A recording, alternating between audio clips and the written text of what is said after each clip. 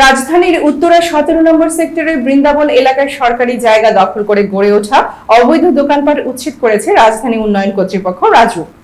Staff reporter Mohammad উজ্জ্বল হোসেন শান্ত জানান, সোমবার সকালে রাজুকের নির্বাহী ম্যাজিস্ট্রেট শান্তা রহমানের নেতৃত্বে পরিচালিত হয় এই উচ্ছেদ অভিযানে সরকারি জায়গার ওপর অবৈধভাবে নির্মিত বেশ কয়েকটি দোকানপাট বুলডোজার দিয়ে গুঁড়িয়ে দেওয়া হয়। রাজুক সূত্রে জানা যায়, দীর্ঘদিন ধরে ওই এলাকায় সরকারি জায়গা দখল করে এসব অবৈধ স্থাপনা গড়ে তোলা হয়েছিল। অবৈধ দোকানপাটের কারণে ওই এলাকার যানজটের পাশাপাশি সাধারণ মানুষের চলাচলে দুর্ভোগ সৃষ্টি হচ্ছিল বলে জানায় রাজু।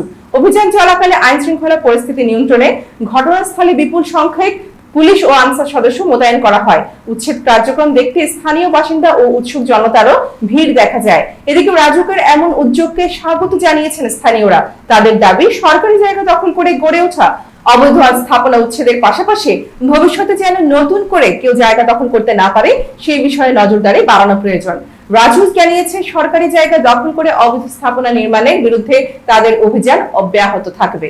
আমরা আগে মাল সামানা সরাই দিই, যেমন ফ্ল্যাটের এই যে প্লটের মালিক থেকে আইসে বলে আমরা বিল্ডিং করি, তাহলে আমরা নগদে আমরা সরাই দিয়ে দিই। আমরা কেউ আপনাদের কোনো নোটিশ করা হয়নি? আমরা কোনো নোটিশ করা হয়নি। নোটিশ ছাড়া আপনাদেরকে আমরা জানি যে ওই যে বিল্ডিং আপনাদেরকে কি আসার পরে কি ওনারা সময় দেয় নাই? 10 মিনিট সময় দিয়েছে। 10 মিনিট সময় দিয়েছে সরানোর জন্য। কি করব বলেন, একটা দোকানে মাল সামানা আমরা এরকম